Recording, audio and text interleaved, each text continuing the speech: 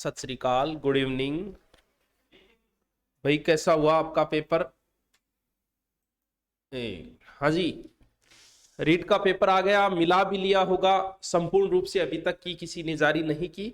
अभी हमारे सारे के सारे, क्योंकि प्रश्न बहुत ज्यादा हो गए, 4 है, 4 पेपर हो गए। 4 पेपर का मतलब सीधे सीधे एक टीचर का जैसे हिंदी से सोल्व कराए तो 8 हो गए पेपर। डबल है, लैंग्वेज फर्स्ट और लैंग्वेज सेकंड। तो फिर हमने सोचा कि इसको करवाएं कैसे। अगर एक टीचर पूरा करवाएगा तो ऐसे तो लगेंगे 15 घंटे बिहार को। तो हमने क्या किया है, आपको साइकोलॉजी का सिर्फ करवा रहे हैं लाइव, बाकी सब के रिकॉर्ड हो रहे हैं सारे के सारे। जैसे हिंदी के जो पेपर है 4, 8, आठों के आठों पेपर उत्तर सहित रिकॉर्ड हो रहे हैं। उनकी पीडीएफ आपको टेलीग्राम के ऊपर डाल दी जाएगी। साइकोलॉजी का थोड़ा सा ज्यादा रहता है, तो साइकोलॉजी के अंदर हम आपको बता रहे हैं कि बुक के अंदर सिर्फ हम 30-60 तक बता देंगे आपको, बाद में आप मिलाते रहना। और जो हम टेलीग्राम पे डालेंगे उसमें सारे एज ए टी जितने क्वेश्चन हो गए 4 पेपर के, यानी 4 पेपर के साइकोलॉजी 120 क्वेश्चन हो गए। 120 ये नहीं, हाँ 120 क्वेश्चन का एक भी क्वेश्चन भेज देना कि आपकी गाइड में नहीं है। हम तो यहां सबूत तक दे रहे हैं, सिर्फ 30-40 का ही दे पाएंगे। 30 कौन से? जैसे रीट लेवल फेस्ट के 30 कंटिन्यू 30 का दे देंगे, तो आप समझ जाओगे कि हर पेपर में आए इसका मतलब। अब हम अलग अलग 30 उठाते, आपने मुआड़ा तो थे मानता कि ना वो तो फर्जीवाड़ो करने लग रहे। ऐसा कुछ नहीं है। 30 कंटिन्यू रीट लेवल फेस्ट वाले 30 के एज ए 30 सबूत। अब आप कहोगे सर आपका ऐड कर रहे हो, दुनिया करती है तो हम भी कर रहे हैं। ऐड कहां गलत है? और हम ऐड भी कौन सा कर रहे हैं? ये तो है नहीं कि कोई ग्राफ का कर रहे हैं, अपनी किताब का कर रहे हैं, अपनी किताब की विश्वसनीयता का कर रहे हैं। मार्केट में ऐसी थोड़ी चल रही है। तो देखो अब, और सबूत सहित ये रीट लेवल फेस्ट का है, छोटे वाले बच्चे बीएसटीसी वालों का पेपर कंटिन्यू 30 के 30 एज इट इज। देखिए एक बार जाइएगा, नहीं कहीं देख के जाइएगा कि 30 के 30 क्वेश्चन आए कि नहीं आए। सारे 120 के 120 क्वेश्चन, एक भी बाहर से नहीं है। और सारे सबूत देंगे हम टेलीग्राम के ऊपर। बाकी कंटिन्यू इस 30 का दे देते हैं कि आप समझ जाओगे कि हाँ एक पेपर 30 आए, गुरुजी ने 30 के 30 के सबूत दिए। चलिए कांग्रेचुलेशन सर, आप बहुत बढ़िया हो। ठीक है, बढ़िया तो हुई। देखो देखो पहला प्रश्न प्रकृति, पहला प्रश्न है रीड लेवल फेस्ट का। देखो कीप हुए क्यों को नहीं हो, क्यों को नहीं हो रहे हो? 1 मिनट हो रही हो नहीं, 1 मिनट अभी देखेंगे अपने, ध्यान रखिए। 1 मिनट, अच्छा क्लीन करो। अब चल देखो, बंदे ने पहला ही प्रश्न है ये रीड लेवल फेस्ट का। सबसे पहले क्यों मार्केटिंग कर रहे हो बच्चों के साथ खिलवाड़? बिल्कुल करूंगा, मार्केटिंग करूंगा, पूरी करूंगा। तन देखने तो देख, नहीं देखने तो ना देख। मार्केटिंग करना कोई गलत नहीं है। मैं आपको किसी दारू का ऐड नहीं कर रहा हूं, किसी और कोल्ड ड्रिंक का ऐड नहीं कर रहा हूं, मैं मेरी किताब का कर रहा हूं, किताब के सबूत दे रहा हूं। तो इस भाई साहब को कृपया जल्दी से तुरंत ही ब्लॉक करो। मार्केटिंग करेंगे, खुल के बोल रहे हैं, बिल्कुल कर रहे हैं भैया। आपको सबूत दे रहे हैं 30 के 30, 120 प्रश्नों के देंगे, कोई गलत नहीं है। आप बता दो कि ये गलत है, हम नहीं करेंगे, कल से ही बंद कर देंगे। बाकी बीच में कभी किताब का नाम नहीं लिया, बीच में कभी किताब का ऐड नहीं किया। जब एग्जाम के समय पेपर में आए हैं तो कर रहे हैं तो करेंगे। आपको पढ़ना है कि नहीं पढ़ना है, इट्स डिपेंड ऑन यू। तो उस भाई साहब को जल्दी से ब्लॉक करिए, फिर हम आगे की शुरुआत करते हैं। वैसे शुरुआत अच्छी हुई है सर, आप बहुत अच्छा कर रहे हो, 20 को बाहर करो। चलो ठीक है, देखो कोई बात नहीं, आता वायरस आता ही रहे। देखो प्रकृति और पोषक विवाद निम्नलिखित से किससे संबंधित है? ये पहला प्रश्न है, ठीक है, रीट लेवल फेस्ट का। ऑप्शन देखो, आनुवंशिकी एवं वातावरण, आनुवंशिकी एवं वातावरण, व्यवहार एवं वातावरण, वातावरण एवं व्यवहार। ये किताब की फोटो है हमारी, ये पेपर का प्रश्न है। वातावरण एवं जीव विज्ञान, वातावरण एवं पालन पोषण कर दिया यहाँ जीव विज्ञान। अच्छा जीव विज्ञान ये रहा, जीव विज्ञान पालन पोषण। बंदे ने बिल्कुल भी मेहनत नहीं की है ऑप्शन बदलने में भी। अब ये मत करना सर आप इसमें लगे हो जैसे एक ऐप का चला था, वैसी बात नहीं है भाई। इतने पर्सन हर टॉपिक से निकाल दिए तो बंदा जाएगा कहां? फिर देने तो इन्हीं में से पड़ेंगे। अब गुरुजी जल्दी से उत्तर बताओ। हाँ, अनुवांशिकी में वातावरण 4 नंबर उत्तर नीचे दे रखा है। ये रहा, ये 4 नंबर विकल्प इधर दे रखा है, पीडीएफ भी डाल देंगे, और ये 4 नंबर विकल्प उत्तर भी दे रखा है। चलें आगे।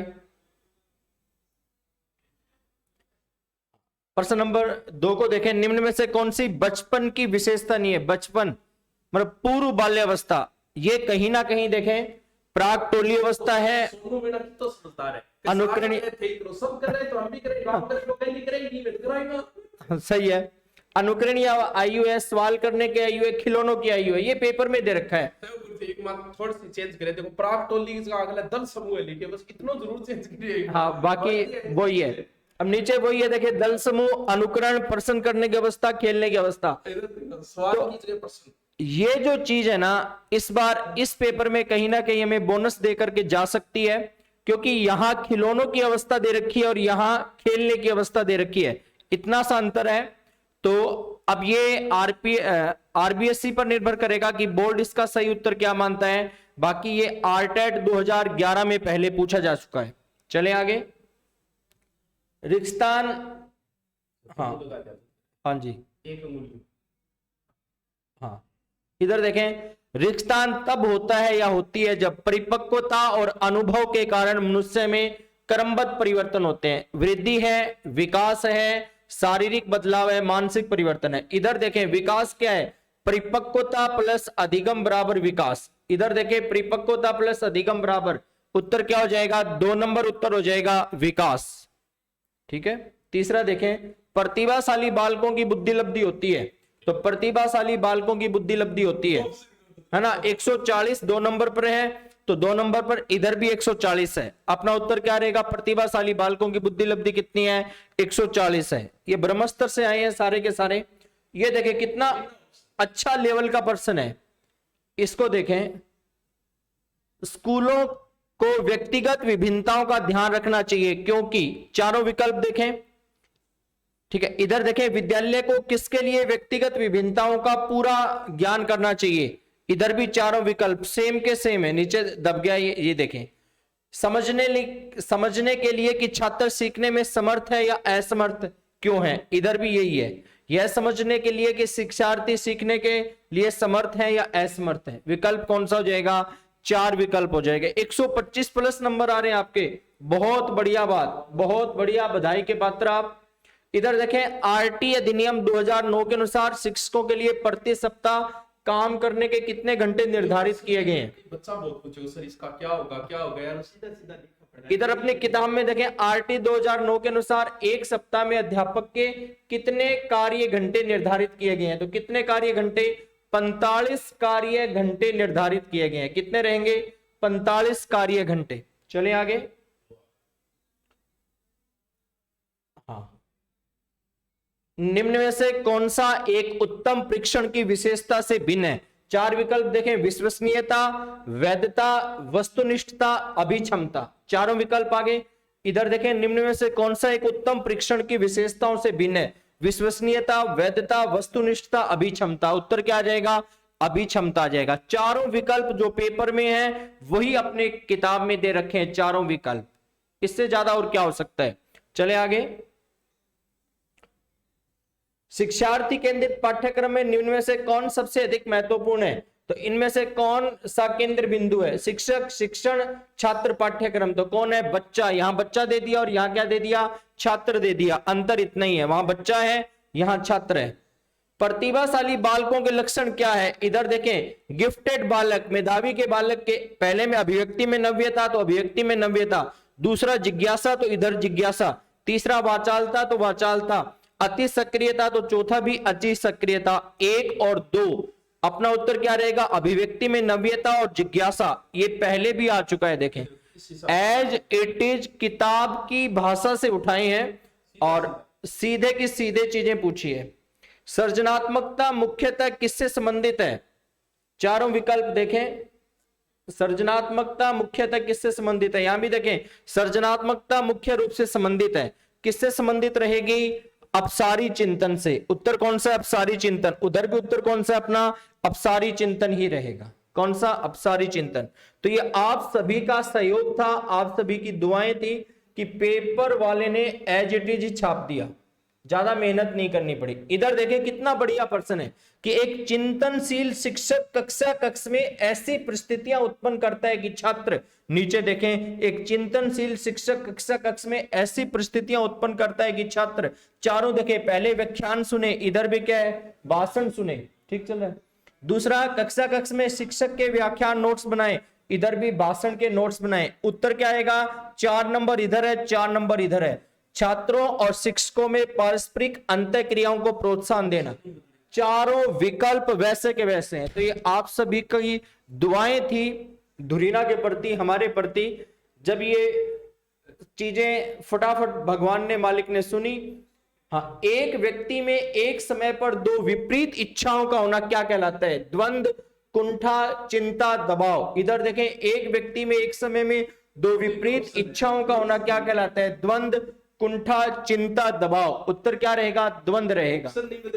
ऑप्शन भी नहीं बदले हैं। ये आप सभी का सहयोग, आप सभी की दुआएं हैं जो काम आ रही है। वाह, ये कंटिन्यू है, ये नहीं है कि हमारे आए हुए उठाए। 30 जो पर्सन है रीट लेवल फेस्ट के, वो कंटिन्यू उठाए गए। वरना तो ऐसे होता है कि थारा आइडा आइडा थे दिखा दिया मैंने। एक कंटिन्यू जिसमें ऑप्शन नहीं बदले। बोर्ड में सेटिंग करा के ना सेटिंग को नहीं, अपनी कोई सेटिंग को नहीं है। वही पर्सन इतने हैं, सारे जितने निकाल लिए, ये सारे पीछे के आए हुए। देखो ये सीटेट, ये तभी तो बोलते हैं कि आप आए हुए क्वेश्चन निकाल लो, आपका सिलेक्शन हो जाएगा, रट लो उनको। आए हुए, ये सारे आए हुए हैं, इसमें कार्रवाई भी नहीं हो सकती है। कह देना कि गुरुजी थारला मुआयडा है, एक ही किताब आ गया है। हमने किताब वो छापी जो आए हुए हैं। ये देखो सीटेट 2016 में पहले पीछे भी देखो, सब आए हुए क्वेश्चन उठाए हैं। 2005 के अनुसार एक शिक्षक की भूमिका होनी चाहिए, सुविधादाता। इधर देखें, एनसीएफ 2005 के अनुसार शिक्षक की भूमिका होनी चाहिए, सुविधादाता। 4 नंबर। ये ब्रह्मस्त्र से हैं, सारे के सारे ब्रह्मस्त्र से हैं। और आप सभी की दुआओं से, आप सभी के सहयोग से ही ऐसा संभव है। अब ये देखें, ये प्रश्न देखें कितना उच्च क्वालिटी का है कि मूल्यांकन का उद्देश्य क्या होता है? मूल्यांकन का उद्देश्य क्या होता है? विकल्प 4 सही है कि उस सीमा तक प्रतिपुष्टि प्रदान करना जहां तक हम उत्पादनशीलता जीवन के लिए शिक्षा प्रदान करने में सफल हुए हैं। इधर अपनी किताब में देखें, चारों विकल्प वो के वो हैं। उत्पादक जीवन जीने के लिए शिक्षा किस सीमा तक तैयार कर पाई है? प्रतिपुष्टि प्रदान करना। सेम लैंग्वेज, सेम विकल्प, ये सब आपकी वजह से संभव है, आपकी दुआओं ने काम किया है। उसके बाद देखें, निम्न में से कौन सी स्थिति समायोजन को बढ़ावा देती है? विक्षिप्ति, भय और चिंता से मुक्ति। इधर देखें, निम्न में से कौन सी समायोजन को बढ़ावा देती है?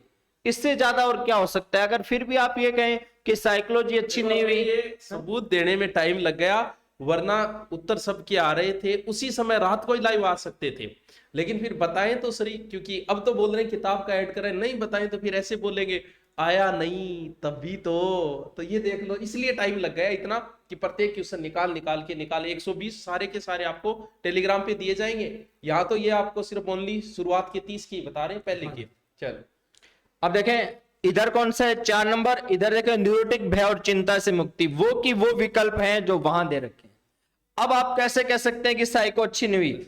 आपके तो अच्छे से अच्छे 16 वर्ष का आयु है, बुद्धि लब्धि 75 है, प्राप्तांक 16 वर्षीय सोवन। यहाँ सीधा बच्चा दे दिया, यहाँ सोवन की बुद्धि लब्धि 75 है, तो उत्तर क्या हो गया? 12 हो गया। केवल नाम बदला है, वहां बच्चा लिख दिया, यहाँ सोवन लिख दिया ना। गुरुजी ने, हाँ बदल सकता था वो, गुरुजी ने कोई मेहनत नहीं की, सीधा का सीधा एक किताब को उठाया। कौन सी प्रक्षेपी विधि है? तो टीएटी प्रक्षेपी विधि आपको पता ही है, बाकी सारी अप्रक्षेपी है, टीएटी प्रक्षेपी है ना। इधर देखें, रवि का बुद्धि परीक्षण इंगित करता है कि औसत से लेकर औसत से अधिक बुद्धि लब्धि वाला है। पढ़ने में दिक्कत है, तो पढ़ने में दिक्कत क्या कहलाएगी? डिस्लेक्सिया कहलाएगी। पढ़ने में दिक्कत डिस्लेक्सिया कहलाएगी। क्रियात्मक अनुसंधान का अर्थ क्या रहेगा? एक शोध जिससे तत्काल समस्याओं का समाधान किया जा सके। साथ में ये कॉपी पेस्ट कर सकती है। बुद्धि लब्धि देखें, बुद्धि लब्धि का सूत्र किसने दिया है? एनसीईआरटी बुद्धि लब्धि का सूत्र मानती है स्टर्न का। एनसीईआरटी बुद्धि लब्धि का सूत्र किसे मानती है? स्टर्न का मानती है। लेकिन यहां सभी किसको कह रहे हैं? टर्मेन को कह रहे हैं। एनसीईआरटी के अनुसार ये सारा का सारा कौन सा सही है? स्टर्न को सही मानता है एनसीईआरटी तो। ठीक है, इधर पहले ये आ चुका है, टर्मेन इसका उत्तर माना जा चुका है, ये नीचे लगाया है मैंने। विकास से की ओर बढ़ता है, देखें विकास रिक्स्थान से रिक्स्थान की ओर बढ़ता है। इधर भी देखें, विकास रिक्स्थान से रिक्स्थान की ओर बढ़ता है, तो सामान्य से विशिष्ट की ओर बढ़ता है। आसान सा क्वेश्चन है ये। चले आगे। निम्न से किसने अधिगम का सिद्धांत नहीं दिया? तो अधिगम के सिद्धांत किसने नहीं दिए? बीएस ब्लूम के द्वारा अधिगम के सिद्धांतों का प्रतिपादन नहीं किया गया है। सीखना व्यवहार में उत्तरोत्तर सामंजस्य की एक प्रक्रिया है, परिभाषा किसकी है? सीखना व्यवहार में उत्तरोत्तर सामंजस्य की प्रक्रिया है, परिभाषा रहेगी स्किनर की। निम्न से किस सिद्धांत को पुनर्बलन का सिद्धांत भी कहा जाता है? तो कौन सा सिद्धांत, ये रुका कहां से भी, हाँ, कौन सा सिद्धांत पुनर्बलन का सिद्धांत है? तो स्कीनर का सिद्धांत। हालांकि सीएल हल यहाँ पे विकल्प नहीं था, तो उत्तर क्या मानना पड़ा? स्कीनर को मानना पड़ा। ठीक है, तो ये कुछ चीजें थी जहां से आपको उम्मीद हो जाए, बाकी सारी मैं डाल दूंगा। दूसरा शिफ्ट को देखें, आजा भैया दूसरी शिफ्ट फटाफट रफ्तार से चलने दें। कहां जा रही है?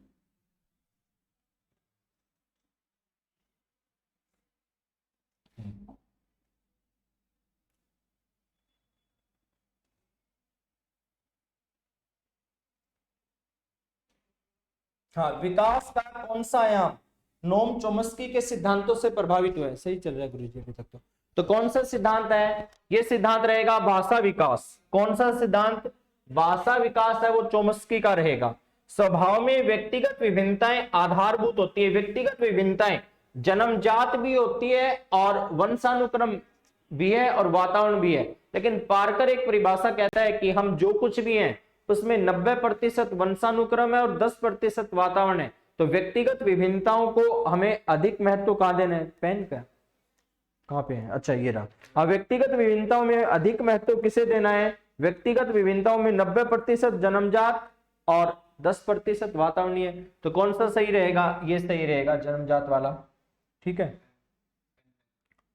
पेन, अच्छा पेन से चलना, तो ये जन्मजात सही कर लो। तीसरा देखें, किसने व्यक्तित्व के किसी भी सिद्धांत का प्रतिपादन नहीं किया है? तो व्यक्तित्व का कोई भी सिद्धांत किसने दिया है? नहीं दिया है, स्किनर ने नहीं दिया है। बाकी सारे के सारे व्यक्तित्व से संबंधित है। हेनरी मूरे, उसके बाद देखें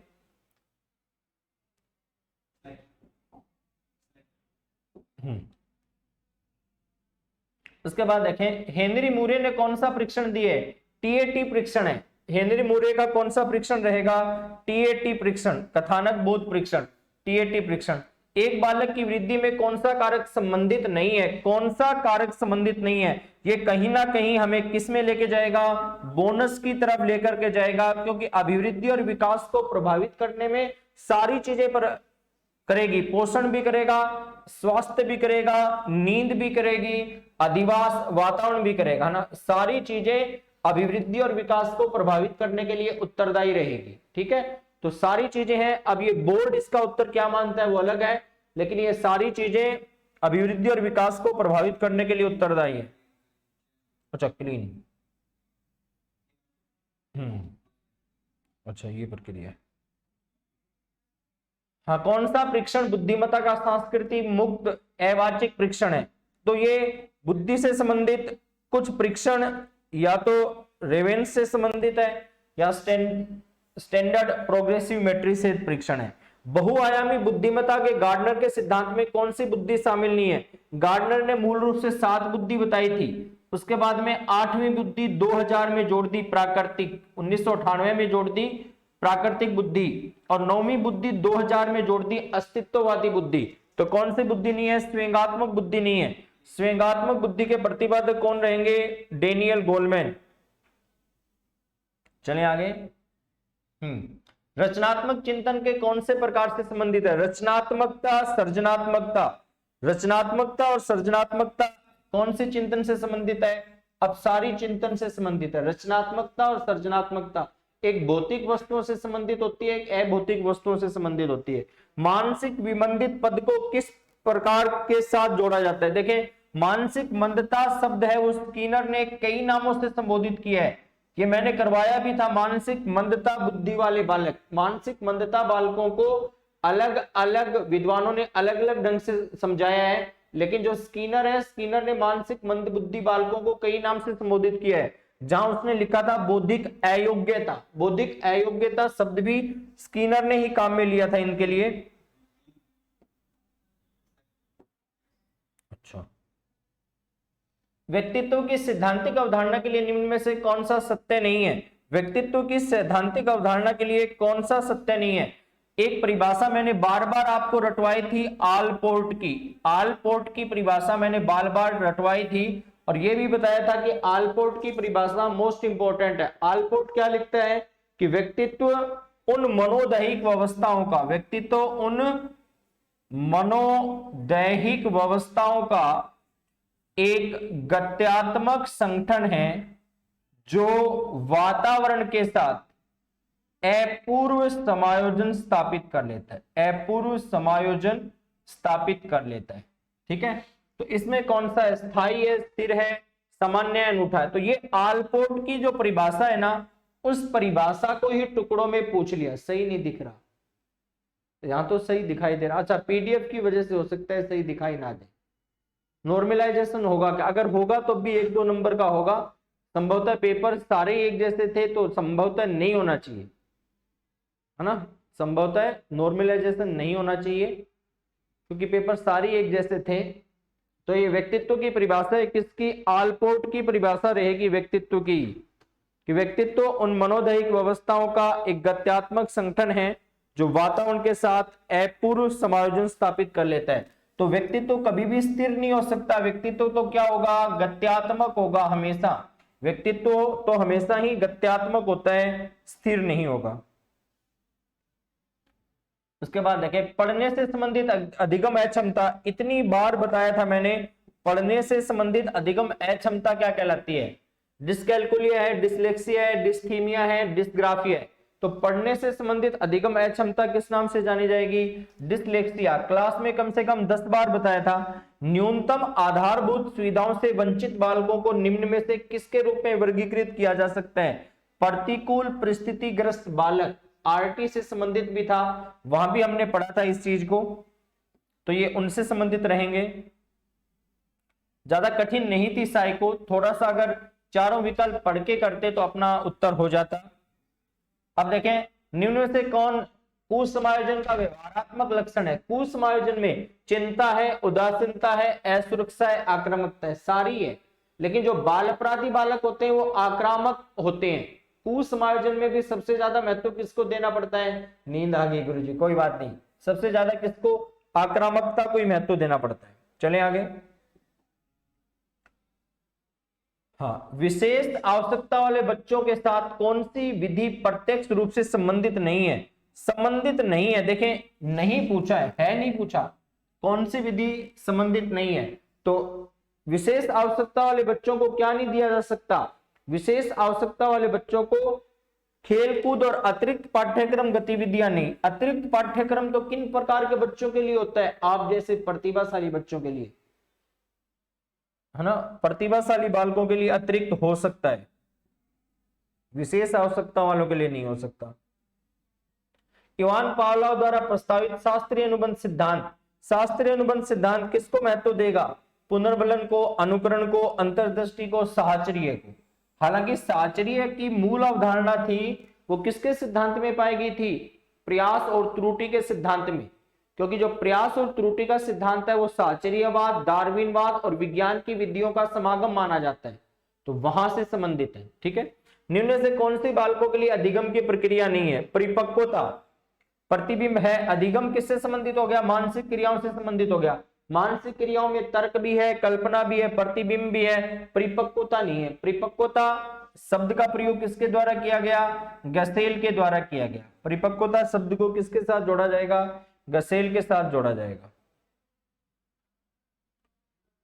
अधिगम में पुरस्कार और दंड की अवधारणा किसके द्वारा प्रस्तावित की गई? देखिए, पिछली बार रीट 2021 में भी पूछा गया था, और 3-4 दिन पहले जब मैंने 250 इंपोर्टेंट पर्सन करवाए थे मनोविज्ञान के, तो वहां भी मैंने इंपोर्टेंट करवाया था कि पुरस्कार और दंड की अवधारणा किसके द्वारा प्रस्तावित की गई? तो बीएफ स्किनर। ये रीट 2021 में भी आ चुका है पहले।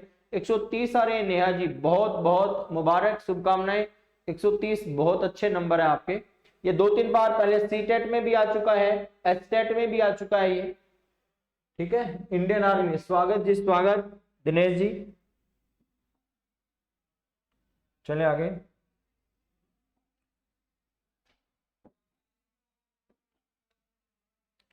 अधिगम की अवधारणा के लिए कौन सा कथन सही नहीं है? अधिगम की अवधारणा के लिए कौन सा कथन सही नहीं है? अधिगम एक जन्मजात प्रक्रिया है। अधिगम कैसी होती है? अर्जित और वातावरणीय होती है। अधिगम कैसा है? अर्जित है और वातावरणीय, वहां से संबंधित रहेगा ये।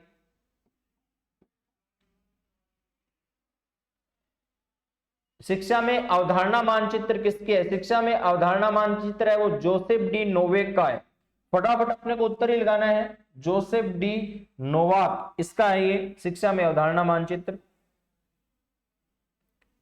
शिक्षण का कौन सा प्रकार शिक्षण के उद्देश्यों पर आधारित नहीं है? ये इतनी बार बताया है, ज्ञानात्मक, भावात्मक, क्रियात्मक। शिक्षण के 3 उद्देश्य हैं, ज्ञानात्मक, भावात्मक, क्रियात्मक। तो ज्ञानात्मक हो गया, भावात्मक हो गया, क्रियात्मक हो गया, कौन सा नहीं है? वर्णनात्मक। ठीक है। नैसर्गिकता से विचारों की सूची के एकत्रण के द्वारा विशिष्ट समस्या के समाधान की रचनात्मक विधि कौन सी है? मस्तिष्क उद्वेलन विधि, मस्तिष्क विप्लन विधि। और इसके प्रतिपादक कौन रहेंगे? आसबर्न रहेंगे। इस विधि के बारे में भी मैंने बहुत बार बताया था कि विधि इंपॉर्टेंट है, बार बार पेपर में पूछी जाती है। कक्षा अधिगम में अभिप्रेरणा की भूमिका किस प्रकार प्रक्रिया से प्रत्यक्ष रूप से संबंधित नहीं है? प्रगति तथा परिणाम से संबंधित है। अंतर व्यक्तिगत समायोजन, आकांक्षा स्तर, प्रशंसा तथा आलोचना। तो किससे संबंधित नहीं होगी? अंतर व्यक्तिगत समायोजन से संबंधित नहीं होगी। उत्तर लगाते जाओ। हालांकि आपने देख लिए होंगे उत्तर ये सारे, क्योंकि हमें तो वो थोड़ा दिक्कत आ गई थी उसमें कि वो थोड़ा साथ में लेकर के आए थे। 2005 का मुख्य दर्शन क्या है? बहुत बार बताया था, शिक्षा बिना बोझ के। मुख्य दर्शन क्या रहेगा? शिक्षा बिना बोझ के रहेगा।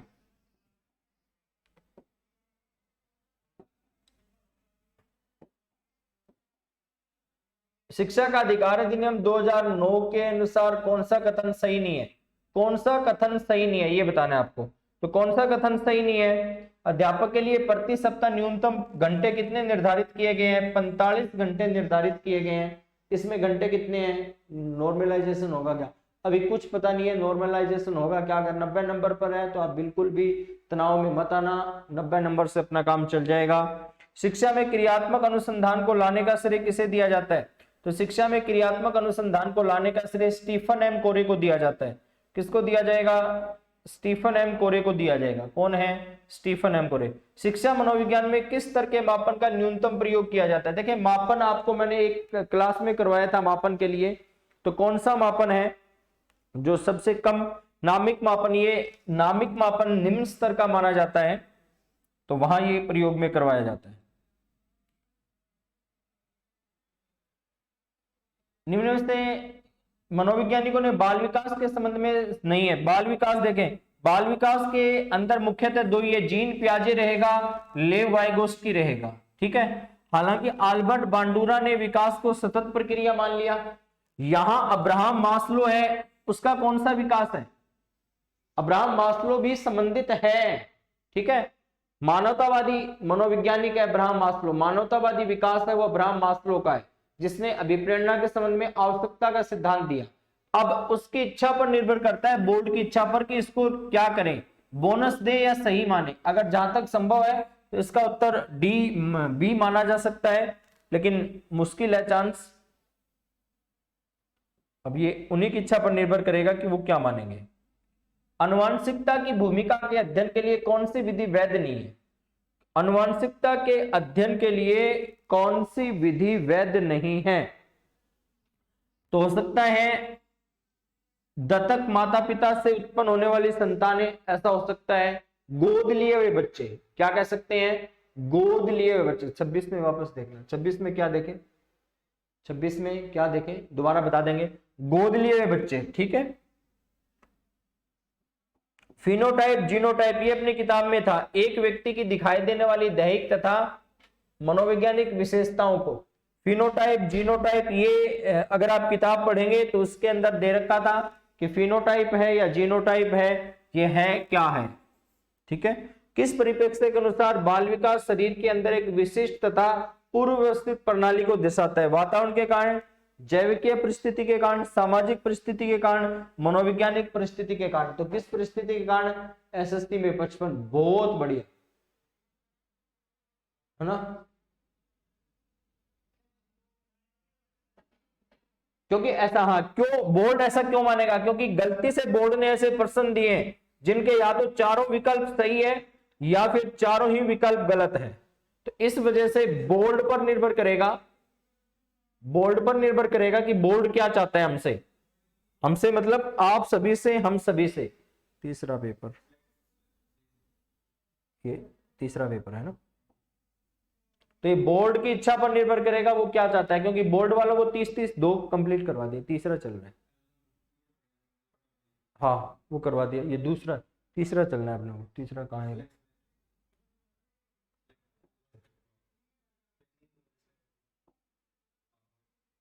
अच्छा ये आ गया अपना, है ना। तो ये तीसरा पेपर देखें फटाफट, उत्तर लगवाने हैं।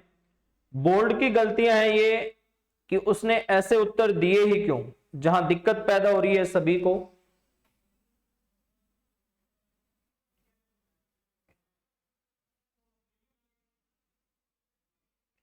आसान आसान चीजों को बेवजह ही खराब कर दिया बोर्ड वालों ने। हाँ, कौन सी विकृति अधिगम अक्षमता का एक प्रकार है? कौन सी विकृति अधिगम अक्षमता का एक प्रकार है? तो कौन सी है? डिसलेक्सिया। कौन सी रहेगी? डिसलेक्सिया। रुको भैया एक बार, कौन सी रहेगी? डिसलेक्सिया रहेगी, है ना। हालांकि एडीएचडी है, एडीएचडी अवधान से संबंधित है, लेकिन इन दोनों में तुलना करेंगे तो फिर अपना उत्तर कौन सा रहेगा? डिसलेक्सिया। कुसमायोजन का कौन सा तत्व विशेष रूप से निर्णय लेने से संबंधित है? क्या करें और क्या ना करें, क्या करें और क्या ना करें की स्थिति क्या कहलाती है? द्वंद कहलाती है। ठीक है, उसके बाद चलें। जेपी गिलफोर्ड के अनुसार सृजनात्मक बालकों की विशेषता कौन सी नहीं है? तो सृजनात्मक बालकों की गिलफोर्ड ने 4-5 विशेषता बताई थी। धारा प्रवाह, नमनीयता, लोचशीलता, मौलिकता, जिज्ञासा। उनमें कौन सी है वो बताना है। तो इनमें कौन सी है? चिंतन में सहानुभूति, ये नहीं है। ट्राइसोमी 21 सबसे ज्यादा इंपॉर्टेंट करवाया था, ट्राइसोमी 21 को हर बार करवाया था, और हर बार आपको ये बताया भी था कि ट्राइसोमी 21 है वो हर बार पूछा जाता है। तो ट्राइसोमी 21 किससे संबंधित है? डाउन सिंड्रोम से संबंधित है ट्राइसोमी 21। ये बहुत बार आ चुका है, आरएस में भी पूछा गया था। प्रतिभाशाली बालकों की शिक्षा के लिए कौन सा प्रासंगिक नहीं है? प्रतिभाशाली बालकों के लिए क्या कुछ होना चाहिए? पाठ्यक्रम अच्छा होना चाहिए, उच्च श्रेणी होनी चाहिए, विशेष कक्षाएं होनी चाहिए, उपचारात्मक अध्यापन, क्योंकि प्रतिभाशाली उच्च स्तर के विद्यार्थी हैं आपकी तरह। निम्न से कौन सा कक्षा में सीखने को प्रभावित करने वाला मनोवैज्ञानिक कारक है? कक्षा में सीखने को प्रभावित करने वाला मनोवैज्ञानिक क्या है? अभिप्रेरणा और स्वयंगात्मक अस्वस्थता, ये रहेगा। अधिगम का अंतर्दृष्टि सिद्धांत किसके द्वारा दिया गया? तो अधिगम का अंतर्दृष्टि सिद्धांत किसका है? कोहलर का, है ना। कोफका, कोहलर, वर्दाइमर, वो सारे के सारे। तो बढ़िया, तो उनसे संबंधित रहेगा। ये छोटे छोटे हैं, आप ज्यादा तनाव में मत आओ, सीधी रटेटाई साइकोलॉजी है ये। अधिगम के समस्या समाधान उपागम का अंतिम चरण क्या होगा? तो अंतिम चरण किसी भी चीज को सत्यापित करना है, रिकॉर्ड रखना है। तो किसी भी चीज को सत्यापित करना ही अंतिम चरण माना जाएगा। ठीक है, तो सत्यापन करना ही है। समायोजन के लिए एक युक्ति के रूप में रक्षा युक्तियों का सर्वप्रथम प्रयोग किसके द्वारा किया गया? सिगमंड फ्राइड के द्वारा। बहुत बार बताया था कि सिगमंड फ्राइड है। 99 नंबर है, हो जाएगा क्या? बिल्कुल हो जाएगा, घबराने की कोई आवश्यकता नहीं है। 99 नंबर वाले तो बिल्कुल सेफ है, 92, 93, 90 वाले भी बिल्कुल सेफ है। ठीक है,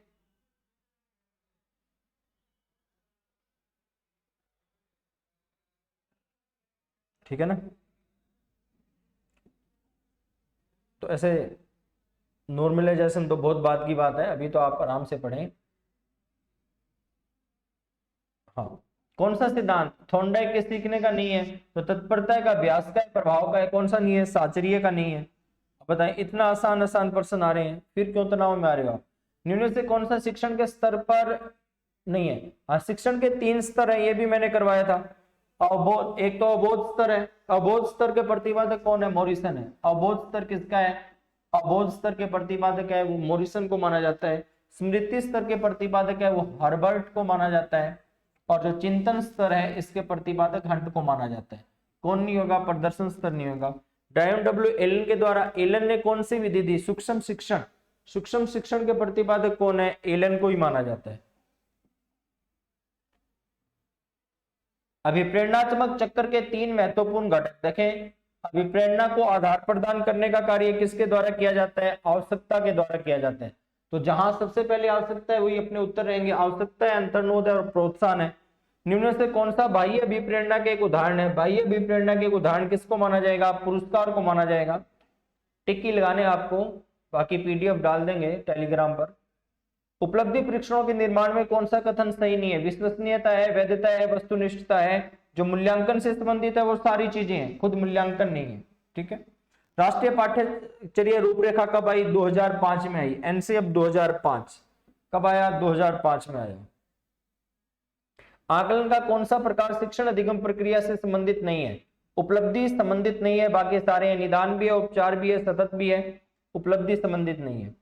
क्रियात्मक अनुसंधान का प्रमुख उद्देश्य क्या है? समस्या के कारणों को पता लगाना। निदान से संबंधित है ये। चले आगे। जीन्स का जोड़ा जो विशेष गुणसूत्र पर एक विशेष स्थान अधिकृत करता है, एलील कहलाता है। क्या कहलाता है? एलील कहलाता है, एलील। चले आगे। ये साइंस से संबंधित दे दिए, हालांकि किताब में थी ऐसी चीजें। सिगमंड फ्राइड ने मनोलैंगिक विकास की कौन सी अवस्था नहीं बताई है? तो मनोलैंगिक विकास की कौन सी अवस्था नहीं बताई गई है? किसके द्वारा? सिगमंड फ्राइड के द्वारा। पहली अवस्था ये लिंग प्रधान अवस्था होगी ना, जिसको हम क्या कहेंगे? फैलिक अवस्था को लिंग प्रधान अवस्था कहेंगे। एनल अवस्था को गुद्दा प्रधान अवस्था कहेंगे। ये कौन सी हो जाएगी? ये हो जाएगी अपनी गुद्दा प्रधान अवस्था। लेटेंसी अवस्था, काम प्रसुप्ति अवस्था, इसको क्या कहा जाएगा? काम प्रसुप्ति अवस्था। तो कौन सी अवस्था नहीं बताई गई है? ये अवस्था नहीं बताई गई है। जीन पियाजे के संज्ञानात्मक विकास में कौन सी अवधारणा संबंधित नहीं है? स्कीमा है, आत्मसात है, व्यवस्थापन है, अधिग्रहण नहीं है। जीन पियाजे 1% ही आया है, बाकी आमतौर पर 3-4% पूछ लिए जाते हैं जीन पियाजे से। नैतिक विकास के सिद्धांत का प्रतिपादन किसने किया है? नैतिक विकास किसका है? कोहलबर्ग का है। नैतिक विकास किसका है? कोहलबर्ग का है। व्यवसाय चयन में व्यक्तिगत विभिन्नता किसके द्वारा स्पष्ट हो सकती है? क्षमताओं के द्वारा। योग्यता और क्षमता, योग्यता और क्षमता है वो इसमें उत्पन्न करेगी। बाल विकास में वातावरण की भूमिका। आदतें है ना, ये जन्मजात नहीं होती है, आदतें कैसी होती है? अर्जित होती है। चलिए आगे। विकास के नियम के रूप में कौन सा कथन सही नहीं है? विकास के लिए प्रत्येक अवस्था समान रूप से महत्वपूर्ण है, ऐसा नहीं होता है। प्रत्येक अवस्था अलग अलग महत्वपूर्ण है। सबसे महत्वपूर्ण अवस्था कौन सी है? जन्म से लेकर के 2 वर्ष की अवस्था सबसे महत्वपूर्ण अवस्था है। अनुमान लगाया जा सकता है, अगर 10 घंटे पढ़ोगे सरकारी नौकरी लग जाओगे, अनुमान लगा दिया गया।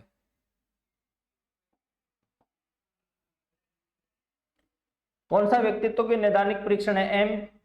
MMPI। ये पहले भी पूछा गया था, MMPI है ना, सीटेट में भी ये प्रश्न आ गया था,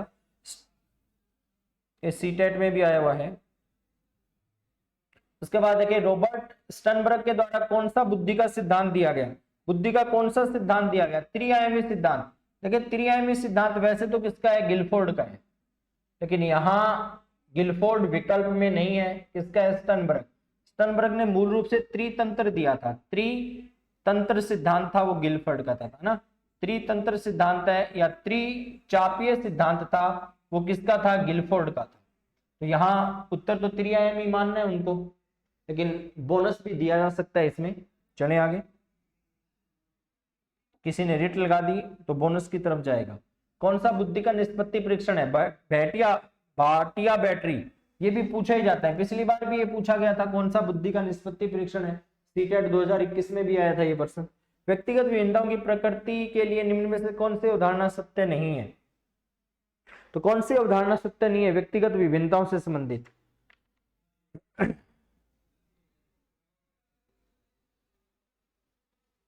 हाँ, तो अधिगम समानता ऐसा हो सकता है, बाकी ये बोनस की तरफ जा सकता है पर्सन, है ना, स्टार लगा दिया, बोनस की तरफ जा सकता है। व्यक्तित्व का सील गुण सिद्धांत किसके द्वारा नहीं दिया गया है? व्यक्तित्व का सील गुण सिद्धांत पाल कोस्टा और रॉबर्ट मेक्रे ने व्यक्तित्व का पंच मॉडल सिद्धांत दिया है, पंच कारक सिद्धांत दिया है या पंच मॉडल सिद्धांत दिया है। ठीक है, पंच मॉडल सिद्धांत ये रहेगा। तो ये अपना तीसरा पेपर था। अभी चौथा पेपर और करवा देते हैं फटाफट, 10 मिनट लगेगी पेपर में मुश्किल से। चौथा पेपर ये रहा।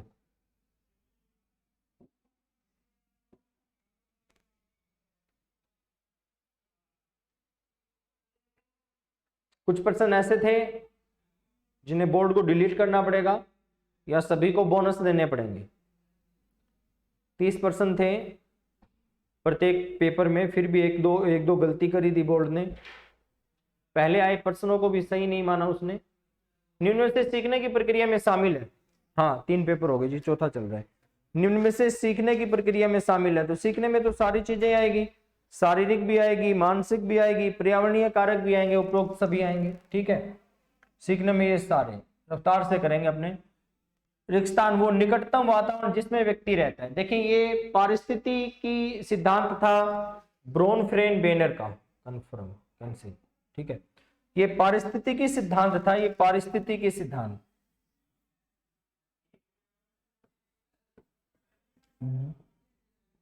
ब्रोनफ्रेन बेनर का, है ना। उसने 5 प्रकार के मंडल बताए थे। तो जो सबसे नजदीकी लोग हैं वो किस में रहेंगे? सूक्ष्म प्रणाली में रहेंगे, सूक्ष्म प्रणाली में रहेंगे। 5 प्रकार के मंडल बताए थे ब्रोनफ्रेन बेनर ने, तो सबसे निकटतम लोग वो है। रिक्सतान ने बहुबुद्धि सिद्धांत का प्रतिपादन किया है। बहुबुद्धि सिद्धांत नाम लेते ही पता चल जाएगा। गार्डनर ने आरटी अधिनियम 2009 के अनुसार किस प्रमाण पत्र के बिना कोई विद्यालय स्थापित नहीं किया जाएगा? आरटी कई बार पढ़ाई थी कि बिना मान्यता के कोई भी विद्यालय स्थापित नहीं किया जाएगा। बिना मान्यता के स्थापित किया जाएगा तो उसको जुर्माना देना पड़ेगा, जो भी था वो मैंने आपको बताया था। चले आगे। अनुभव द्वारा उत्पन्न व्यवहार या व्यवहार क्षमता में किसी भी अपेक्षाकृत स्थायी परिवर्तन को कहा जाएगा। अनुभव द्वारा अधिगम कहा जाएगा, विचारण कहा जाएगा, स्थायी परिवर्तन। अनुभव द्वारा उत्पन्न व्यवहार में स्थायी परिवर्तन क्या कहलाता है? ये आपको भी पता है। अनुभव द्वारा उत्पन्न व्यवहार में स्थायी परिवर्तन क्या है? अधिगम कहलाता है। ये तो परिभाषा ही पूछ ली एक तरह से। आरटी अधिनियम 2009 के अनुसार प्रारंभिक शिक्षा का अर्थ क्या है? तो प्रारंभिक शिक्षा का अर्थ क्या रहेगा? कक्षा 1 से 8, कक्षा 1 से 8 है ना। प्रारंभिक शिक्षा कौन सी है? कक्षा 1 से 8 की है। आनुवांशिकता तंत्र के अध्ययन में नवीन शोध किसकी ओर अग्रसित है? जानवरों का प्रायोगिक प्रजनन, है ना। ये साइंस से संबंधित है और साइंस के अनुसार, साइंस वाले सर के अनुसार यही उनका उत्तर सही बता रहे थे। ठीक है, चलेंगे। आरटी 2009 के अनुसार प्रति सप्ताह अध्यापक के कार्य घंटे कितने? देखें दोनों पेपर में एक ही पर्सन आ गया, ये 45 घंटे। निम्न से कौन सा व्यक्तित्व का जैविक निर्धारक नहीं है? जैविक निर्धारक नहीं है। तंत्रिका तंत्र है, दैहिक संरचना है, वाहिनी ग्रंथियां हैं, स्थितिजनक संरचना नहीं है। निम्न से कौन आनुवांशिकता का सामान्य नियम नहीं है? देखिए सामान्य नियम नहीं है, प्रगति का नियम नहीं है, प्रतिगमन का नियम। प्रतिगमन का नियम किसका है? सोरेनसन का है। प्रतिगमन का नियम किसका रहेगा? सोरेनसन का रहेगा। प्रतिगमन किससे संबंधित रहेगा? सोरेनसन से संबंधित रहेगा। जैसा पैदा होता है, समानता का नियम है। जो समानता का नियम है वो किससे संबंधित है? वो गोडार्ड से संबंधित है और सोरेनसन से भी संबंधित है। उसके बाद रूपांतरण की, जैसे माता पिता होते हैं बिल्कुल ठीक वैसे संतानें नहीं होती है। जैसे माता पिता होंगे ठीक 100% वैसी संतानें नहीं होगी। ठीक है, तो प्रगति माना जाएगा इसका उत्तर। चले आगे। वैज्ञानिक अनुसंधान करने की दिशा में निम्न से कौन सा एक कदम नहीं है? कौन सा एक कदम नहीं है? एक समस्या के उदाहरण होने चाहिए, संशोधन शोध निष्कर्ष है। तीसरा आधार सामग्री एकत्रित करना, गतिशील दृष्टिकोण। तो किससे संबंधित नहीं होगा? गतिशील दृष्टिकोण से संबंधित नहीं होगा। चले आगे। परीक्षण की रिक्स्थान का संदर्भ दो भिन्न अवसरों पर एक ही परीक्षण, ये भी मैंने बहुत बार करवाया था। विश्वसनीयता कहलाता है कि एक बार जांच होने के बाद कितनी भी बार कॉपी चेक की जाए, उनमें कोई भी अंतर नहीं होना चाहिए। बच्चों को मुफ्त और अनिवार्य शिक्षा का अधिकार किस अधिनियम के द्वारा आया? 2009 के द्वारा। 2009 के द्वारा। शिक्षकों को मानसिक रूप से विक्षिप्त लोगों को निर्देशित करते समय यह ध्यान रखना चाहिए। क्या ध्यान रखना चाहिए? चारों विकल्पों में से अधिक व्यवसायिक कौशल सीखें, है ना, ये ठीक रहेगा। प्रतिस्पर्धा नहीं करवानी है, प्रतिस्पर्धा तो नकारात्मक हो जाएगी। पारितोषिक तथा दंड के माध्यम से सीखना। अभी देखें पारितोषिक तथा दंड पिछले पेपर में भी आया था, दूसरे पेपर में भी था। पारितोषिक तथा दंड, ये कौन सा है? क्रिया प्रसूत सिद्धांत हो जाएगा। एक जैसे दो बार आ गए, एक ही जैसे प्रश्न दो दो बार दो दो पारियों में पूछे जा रहे थे, 3-4 प्रश्न तो ऐसे आ गए। फ्राइड के अनुसार व्यक्तित्व की प्राथमिक संरचना कौन सी है? इड, ईगो और सुपर ईगो। कौन सी है? इड, ईगो और सुपर ईगो। स्थिर अवस्था बनाए रखने के लिए शरीर की प्रवृत्ति को क्या कहा जाता है? समस्थिति। ये मैंने करवाया था, यूट्यूब पर भी आपको मिलेगा ये समस्थिति। चले आगे। सीता एक डे कैरियर सेंटर में काम करती है, वेतन कम है, काम करने के घंटे ज्यादा है, फिर भी वो संतुष्ट है। संतुष्ट है तो कौन सी अभिप्रेरणा हो जाएगी? आंतरिक अभिप्रेरणा हो जाएगी। संतुष्ट है ना, संतुष्ट है तो आंतरिक अभिप्रेरणा हो जाएगी। प्रतिभाशाली बालकों के लिए कौन सा पेपर करवाया जाए? प्रतिभाशाली बच्चों की पहचान के लिए किसे महत्व दिया जाए? देखें ये भी बहुत बार प्रश्न पूछा गया था। वस्तुनिष्ठ परीक्षण मैंने भी ये बोर्ड पे पहले करवाया था यूट्यूब में, 250 प्रश्नों में आपको मिलेगा ये प्रश्न भी। कौन सा संज्ञानात्मक कार्य पद्धति के स्वस्थ स्तर को बनाए रखने में मदद करने के लिए उपयुक्त नहीं है? क्रीड़ा में भाग लेना, खेल में भाग लेना है, क्रॉसवर्ड पहेली है, पठन कार्य है, आसीन जीवन शैली। आसान जीवन शैली या आसीन जीवन शैली, इसका कोई मतलब नहीं है। हमें तो कैसा करना चाहिए? हमें तो जटिल कार्य पद्धति को काम में लेना चाहिए। संज्ञानात्मक विकास वातावरण के साथ अंतःक्रिया को महत्व देता है, आसान जीवन शैली को महत्व नहीं देगा। जीवन अस्तित्व के लिए संघर्ष है ना, ये भी मैंने बहुत बार परिभाषा बोली थी। डार्विन, जो योग्य श्रेष्ठ है वही जीवित है, जो योग्य और श्रेष्ठ है वही जीवित है। पियाजे द्वारा बताए गए संज्ञानात्मक विकास सिद्धांत में निम्न में से कौन सा विकास का प्रमुख काल नहीं है? 4 अवस्थाएं बताई थी जीन पियाजे ने। देखिए जीन पियाजे 4 पेपर में से 2 जगह पूछा गया है, तो कुल मिलाकर के कम ही क्रेज रहा जीन पियाजे का, है ना। 4 पेपर में से कुल मिलाकर के जो जगह है, तो कौन सी अवस्था नहीं है? स्वेदीय पेशीय है, पूर्व संक्रिय भी है, औपचारिक भी है। कौन सी नहीं है? चक्रीय संरचना नहीं है। चले आगे। जब कोई व्यक्ति सूचनाओं को संसाधित करता है, मस्तिष्क में चलने वाली मानसिक गतिविधियां कहलाती है। देखो सूचनाओं को संसाधित करना कौन सा सिद्धांत है? त्रिचापीय सिद्धांत है, स्टर्नबर्ग का सिद्धांत है ये। स्टर्नबर्ग मानता है, स्टर्नबर्ग इसको किसके मानता है? विचारण में। विचारण को हम कहेंगे चिंतन, विचारण को हम क्या कहेंगे? चिंतन मानेंगे। चले आगे। MA/CA गुना 100, बुद्धिलब्धि का सूत्र आपको पता ही है, MA/CA गुना 100। आत्मसात्करण क्या है?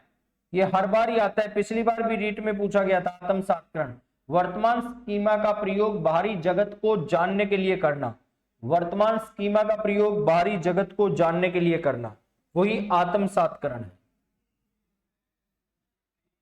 शिक्षा के 3 प्रमुख घटक कौन कौन से हैं? शिक्षक है, छात्र है, पाठ्यक्रम है। यही तो 3 घटक है, शिक्षक है, छात्र है और पाठ्यक्रम है। LKG UKG सर टेस्ट का सेकंड पार्ट करवा दो। हाँ जी चलें आगे। डिसलेक्सिया क्या है? डिसलेक्सिया पठन विकार है, गणित से संबंधित विकार है। कौन सा है डिसलेक्सिया? डिसलेक्सिया देखो हर पेपर में पूछा गया है, डिसलेक्सिया हर पेपर में आ गया, पठन विकार हो गया ना डिसलेक्सिया। ये बहुत बार मैंने पेपर में भी लिया था डिसलेक्सिया, 250% जो मनोविज्ञान के इंपोर्टेंट करवाए थे वहां भी मैंने लिया था। व्यक्तित्व को चित्रों की एक श्रृंखला दिखाई जाती है, व्यक्ति को उसे कहानी लिखने के लिए कहा जाता है। कौन सी है? कथानक बोध परीक्षण, TAT। ये भी देखें 2-3 पेपर में आ गया TAT। निम्न से कौन सी व्यक्तित्व का आकलन करने के लिए व्यक्तिगत विधि नहीं है? व्यक्तिगत इतिहास है, साक्षात्कार है, व्यक्ति सूची है, निर्धारण मापनी नहीं है, निर्धारण मापनी। चलें आगे। निम्न में से कौन सा मानसिक मंदता के वर्गीकरण के अंतर्गत नहीं आता है? देखिए मैंने मनोविज्ञान में बताया था, मानसिक मंदबुद्धि बालक है वो 4 श्रेणी के होते हैं। मानसिक मंदबुद्धि बालकों की 4 श्रेणियां बताई थी आपको, तो 4 श्रेणियों में कौन सा बालक शामिल नहीं होगा? तीव्र मंदता बालक शामिल नहीं होगा। कौन शामिल नहीं होगा? तीव्र मंदता बालक शामिल नहीं होगा। तो बहुत जल्दी हमने ये काम कर लिया, पूरा हो गया अपना पेपर। तो मिलान कर लेना आसानी से। 2-3% ऊपर नीचे हो सकते हैं, क्योंकि अंतिम जो की है वो तो बोर्ड के द्वारा जारी की जाएगी, या वह संस्था जिसने मूल्यांकन पत्र लिया है वो जारी करेगी, वही मान्य होगी। जैसे पिछली बार भी आपने देखा था, जो बोर्ड ने आंसर की जारी की वही मान्य हुई, केस भी किए और भी किए, बाकी उनकी इच्छा पर निर्भर करता है। अपनी तरफ से यही था, क्यों था, क्योंकि ये पहले पेपर में प्रश्न पूछे जा चुके हैं, कोई सी टेट में, कोई एच टेट में, कोई यूपी टेट में, कोई छत्तीसगढ़ टेट में, कोई उत्तराखंड टेट में, वहां से ये चीजें आई हुई थी। ठीक है, अगर नॉर्मलाइजेशन के लिए ज्यादा तनाव में नहीं आए, 90 नंबर हमने बना लिए हैं, तो हम बिल्कुल सेफ हैं, किसी भी प्रकार की किंतु परंतु करने की आवश्यकता नहीं है। और बहुत जल्द 1-2 दिन के बाद ही साइकोलॉजी मैनेजमेंट के साथ मैं फिर आपसे रूबरू होऊंगा यूट्यूब चैनल पर। जय हिंद, जय भारत, वंदे मातरम, सभी को शुभकामनाएं।